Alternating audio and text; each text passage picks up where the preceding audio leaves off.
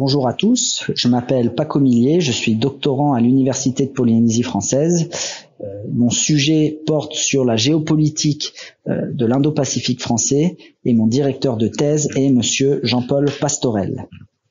Alors, avant de vous présenter mes principaux axes de recherche, j'aimerais revenir brièvement sur les raisons qui m'ont poussé à m'intéresser à ce sujet. Donc, les prémices de ce travail de recherche résultent d'une intuition pressentie à l'issue d'une première étude universitaire menée à Pékin entre 2011 et 2013. À l'époque, j'avais rédigé un mémoire de Master 2 sur la présence et les ambitions de la Chine dans le Pacifique. Les conclusions de ce travail étaient les suivantes. Depuis le début du XXIe siècle, la République populaire de Chine, donc le gouvernement de Pékin, a élaboré différentes stratégies pour étendre son influence dans l'ensemble régional océanien. Manipulation du roman national, influence économique, relais de la diaspora, aide au développement, diplomatie du portefeuille visant à limiter toute influence de Taïwan, participation à des dialogues multilatéraux, coopération politique et militaire bilatérale. Les collectivités françaises de la région, et spécifiquement la Polynésie française, étaient et sont toujours concernées par cette montée en puissance de la Chine dans l'espace régional océanien. Une donnée restait pourtant inconnue.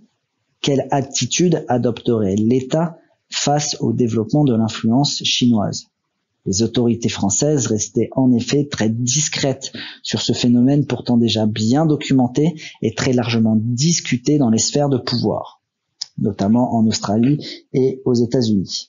Le sujet était-il volontairement ignoré? La géopolitique ultramarine était-elle encore une fois l'angle mort de la politique nationale française, considérée comme des questions insolubles que les gouvernements se repassent en espérant seulement que le fragile équilibre ne soit rompu lorsqu'ils sont au pouvoir? Une rupture s'est pourtant opérée en 2018. Le 5 mai 2018, Emmanuel Macron, alors en déplacement en Nouvelle-Calédonie, déclare, j'ouvre les guillemets, la France est une grande puissance de l'Indo-Pacifique. Il y a un axe Paris-New Delhi-Canberra, mais cet axe-là se prolonge de Papeete à Nouméa à travers tous nos territoires. Fin de la citation. Premier président français à élaborer une stratégie Indo-Pacifique, Emmanuel Macron adhère ici explicitement à une doctrine géopolitique conceptualisée par plusieurs gouvernements étrangers depuis le début des années 2010. La nouvelle stratégie française accorde une place prépondérante aux territoires ultramarins de la zone. Ce basculement géopolitique devait, selon moi, faire l'objet d'une étude universitaire approfondie, menée en toute indépendance, en dehors de la rhétorique officielle développée par les divers acteurs étatiques ou associés. Alors, ce travail ne se prétend pas exhaustif sur l'ensemble des spécificités des pays de la région Indo-Pacifique. Au contraire, cette étude se veut une ébauche d'un nouveau champ disciplinaire, une étude empirique, exploratoire, amenée à être complétée, commentée et développée. Mais alors, de quoi s'agit-il? Qu'est-ce que l'Indo-Pacifique? Chaque dénomination géographique cache des ambitions politiques. L'Indo-Pacifique, nouveau leitmotiv des relations internationales, ne déroge pas à la règle et se veut avant tout une réponse politique aux ambitions de la République populaire de Chine, dans une région immense qui s'étend de l'Afrique orientale au littoral pacifique du continent américain. L'utilisation de la nomenclature Indo-Pacifique n'est pas nouvelle comme cas d'étude géopolitique. Elle a même été théorisée dès le début du XXe siècle par le géopoliticien Karl Haushofer. Marginalisé, voire enterré avec l'émergence de nouveaux schèmes géostratégiques comme l'Extrême-Orient, l'Asie-Pacifique ou le bassin Pacifique, l'expression renaît en 2007 sous la plume de l'ex-premier ministre japonais Shinzo Abe. Elle a depuis été reprise en Inde, en Australie, en Asie du Sud-Est, mais surtout aux États-Unis où l'administration de l'ex-président Donald Trump l'utilise depuis 2017. Le nouveau pensionnaire de la Maison-Blanche, Joe Biden, a lui aussi repris la nomenclature Indo-Pacifique, notamment en créant un poste de coordinateur national pour l'Indo-Pacifique quelques jours seulement après son intronisation. Si cette rivalité des notions n'est en substance que secondaire face aux tensions régionales, elle illustre cependant un nouveau rapport de force économique, politique et culturel. La notion indo-pacifique reflète la prépondérance du continent asiatique dans les relations internationales, combinée à la maritimisation de l'économie depuis le début du XXIe siècle. Concrètement, à travers le prisme de l'Indo-Pacifique se dessine un nouveau monde bipolaire, où la rivalité sino-américaine polarise l'ensemble des relations géopolitiques de cette vaste zone. La stratégie Indo-Pacifique se veut la matrice de certaines idées de liberté, des normes et des valeurs partagées, comme la démocratie, l'état de droit, en opposition à un modèle concurrent de nature illibérale, autoritaire et dictatorial, celui de la République populaire de Chine. Très bien, mais vous me direz, qu'est-ce que la France vient faire là-dedans? La France, grande puissance continentale européenne, est a priori peu concernée par ce nouveau cadre régional, si éloigné du territoire métropolitain. Pourtant, certains territoires de la zone sont encore sous souveraineté française, dans l'océan Indien, l'île de la Réunion, Mayotte, certaines terres australes et antarctiques françaises, dans l'océan Pacifique, la Nouvelle-Calédonie, Wallis et Futuna, la Polynésie française, sans oublier le petit atoll de Clipperton situé au niveau de l'équateur à 1200 km des côtes mexicaines. Ces collectivités confèrent à la France la deuxième plus grande zone économique exclusive au monde. 93% des 11 millions de kilomètres carrés de zone économique exclusive française se trouvent dans l'Indo-Pacifique. 93%. Près de 2 millions de citoyens français résident dans la zone et 16 pays de la région Indo-Pacifique partagent une frontière maritime avec la France. L'émergence du concept Indo-Pacifique replace donc la France au centre des problématiques régionales et lui donne une nouvelle dimension internationale. Il offre également au gouvernement français l'occasion d'inventer un nouveau récit national pour les populations ultramarines. Il sera donc question, dans le présent exposé, de comprendre dans quelle mesure l'émergence du concept de l'Indo-Pacifique met en exergue les différentes stratégies géopolitiques adoptées par les multiples acteurs de cette région.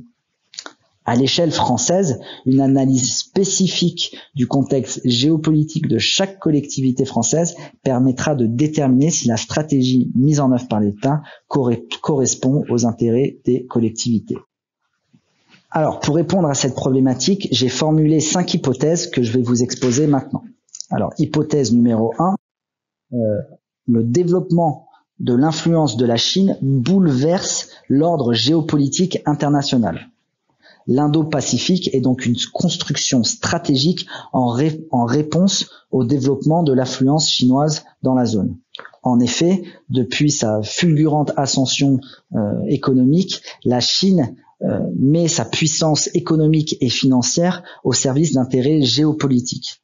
Diplomatie agressive, développement culturel, expansionnisme économique, aide au développement intéressé, politique de prêt tout azimut, création de gigantesques corridors maritimes pour désenclaver ces provinces occidentales, revendication territoriale en mer de Chine, développement d'une marine de guerre. La promotion d'un nouveau schème géostratégique promu par Xi Jinping depuis 2013, les nouvelles routes de la soie, en dehors de la sphère d'influence américaine, remet en cause l'ordre international qui prévalait depuis la fin de la guerre froide. La promotion de la doctrine indo-pacifique est donc une stratégie en réaction aux nouvelles routes de la soie. En clair, l'Indo-Pacifique est un anti-route de la soie. Hypothèse numéro 2. Il existe plusieurs stratégies indo-pacifiques. Les principaux acteurs ayant souscrit à la doctrine indo-pacifique partagent la même ambition de limiter l'influence de la Chine. Pourtant, plusieurs visions stratégiques se superposent. Les États-Unis d'Amérique y voient un moyen d'asseoir leur domination maritime en s'appuyant sur un réseau d'alliés dans un contexte d'exacerbération de la rivalité sino-américaine. Le Japon, géant économique, se pose en concurrent de Pékin dans la construction d'infrastructures en Asie et en Afrique. L'Inde, l'autre géant asiatique, traditionnellement non alignés, se rapprochent de Washington dans un contexte de relations sino-indiennes dégradées. Enfin, l'Australie, continent bordé par les deux océans, oscille entre une dépendance économique vis-à-vis de la Chine et un alignement stratégique sur les États-Unis. Alors d'autres acteurs exercent une influence dans la zone Indo-Pacifique, l'ASEAN par exemple, qui un temps s'est faite discrète sur un lexique potentiellement concurrentiel. Elle vient cependant de développer elle aussi une doctrine Indo-Pacifique. La Russie, alliée de Pékin, qui ne souscrit pas à cette appellation anti-Chine, mais qui pourtant développe aussi des intérêts dans la région. Des pays du Commonwealth comme le Canada, la Nouvelle-Zélande et même le Royaume-Uni sont aussi concernés. Enfin, l'Union européenne exerce une influence non négligeable en tant que bailleur de fonds. Mais face aux difficultés de l'Union européenne d'affirmer sa puissance stratégique collective, finalement la présence européenne en Indo-Pacifique se résume à une présence française. Brexit oblige. Donc ça nous amène à mon hypothèse numéro 3. La France dispose d'attributs de puissance importants dans la région. Alors, la France, effectivement, dispose de leviers d'influence considérables en Indo-Pacifique.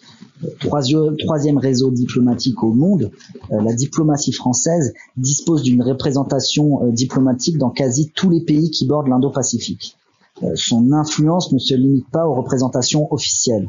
Francophonie, diplomatie scientifique, aide au développement, un réseau économique très développé avec les chambres de commerce et de l'industrie, Business France. En tout, ce sont 8000 filiales d'entreprises françaises qui sont positionnées dans la zone, 200 000 expatriés dans les différents pays d'Indo-Pacifique. Alors, outre son soft power, la France dispose aussi de points d'appui militaires qui quadrillent l'Indo-Pacifique. Donc, base militaire à Djibouti, base militaire aux Émirats Arabes Unis, à La Réunion, en Nouvelle-Calédonie et à Papeete.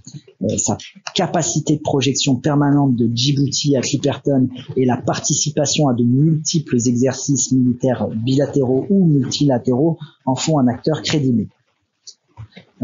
Un autre vecteur d'affluence à mi-chemin entre la politique et entre le militaire et le politique, c'est évidemment les exportations d'armes. La France est un grand vendeur d'armes et dans ce cadre-là, l'Indo-Pacifique fait office de véritable Eldorado économique pour les industries françaises d'armement, avec notamment deux contrats qui illustrent deux contrats symboliques, la vente de 36 avions Rafale en Inde et de 12 sous-marins à l'Australie. Donc les collectivités françaises de l'Indo-Pacifique sont une composante essentielle de la nouvelle stratégie mise en œuvre par l'État. Pour autant, les ambitions nationales et les réalités géopolitiques locales ne se conjuguent pas systématiquement. Donc ça m'emmène à mon hypothèse numéro 4, une stratégie nationale éloignée des enjeux ultramarins. Malgré quelques caractéristiques géographiques et politiques communes, chaque collectivité française de la zone est confrontée à un contexte géopolitique spécifique. L'assimilation de ces territoires à une seule et même macro-région ne correspond pas à la réalité géopolitique de chaque collectivité. Les deux espaces hydrographiques distincts que sont l'océan Indien et l'océan Pacifique constituent deux réalités géopolitiques différentes. En clair, quel rapport entre Mayotte et Clipperton, entre Wallis et Futuna et l'île de la Réunion? La superposition des notions géopolitiques, parfois complémentaires, mais souvent concurrentes, complexifie toute projection politique et stratégique à long terme. Chaque collectivité est confrontée à des enjeux politiques qui lui sont propres. La souveraineté française est remise en cause aussi bien par des pays voisins que par des revendications indépendantistes. Par exemple, l'île de Mayotte, seule île française de l'archipel des Comores, est revendiquée par l'Union des Comores. L'île de Tromelin par l'île Maurice, les îles Juan de Nova, Europa et Bassa de India par Madagascar, les îlots du Pacifique Matthew et Hunter par le Vanuatu, et même l'atoll corallien de Clipperton est convoité par le Mexique. Sur le plan intérieur, des revendications indépendantistes existent elles sont plus ou moins importantes en fonction des territoires, avec évidemment la Nouvelle-Calédonie, en Polynésie française aussi, et dans une moindre mesure sur l'île de la Réunion. S'exerçant à la décolonisation sans perte de souveraineté, dit Michel Rocard, voire à un fédéralisme qui ne dit pas son nom, le législateur français a adopté des statuts d'autonomie plus larges pour ces collectivités en leur déléguant une partie de sa souveraineté. Il y a des dispositifs juridiques inscrits dans la Constitution. Et donc, voici ma dernière hypothèse. Hypothèse numéro 5, la promotion d'une stratégie indo-pacifique place la Polynésie française à la confluence d'intérêts géopolitiques concurrents. Les objectifs de la construction régionale indo-pacifique pour l'État sont clairs. Pourtant, cette nouvelle doctrine stratégique peut apparaître comme éloignée, voire contraire aux intérêts propres des collectivités françaises de la zone, et notamment pour la Polynésie française. D'abord, la Chine, puissance culturelle, diplomatique et économique incontournable dans la zone, apparaît comme la seule perspective de croissance en complément des dotations de l'État. Les autorités de Pékin n'adoptent pas la nomenclature indo-pacifique et se sont montrées très critiques à son égard. Dans un contexte international marqué par une bipolarisation croissante des enjeux géopolitiques, il peut apparaître inopportun pour des petits territoires insulaires comme la Polynésie française, déjà en grande difficulté économique, de se positionner de la sorte. Ensuite, et d'un point de vue plus politique, la stratégie indo-pacifique est un schème stratégique adopté depuis la métropole, sans consultation préalable des populations concernées. Cette intégration forcée à l'Indo-Pacifique menée depuis Paris peut facilement s'apparenter à un néocolonialisme métropolitain qui, là encore, ne dit pas son nom. Donc, en conclusion, la rivalité sino-américaine polarise les stratégies géopolitiques dans la région de l'Indo-Pacifique. Chaque acteur essaye d'établir un équilibre des puissances optimales. Avec l'adoption de la nomenclature indo-pacifique, Emmanuel Macron s'aligne sur la stratégie américaine en essayant d'endiguer le développement de la Chine. Les collectivités françaises de la zone sont une composante importante de cette nouvelle stratégie mise en œuvre par l'État. Pour autant, les ambitions nationales et les réalités géopolitiques locales ne se conjuguent pas systématiquement. Et les collectivités de la zone, notamment la Polynésie française, auront l'opportunité de contrebalancer la stratégie indo-pacifique pilotée par l'État en prenant une part active aux projets commerciaux proposés par la Chine.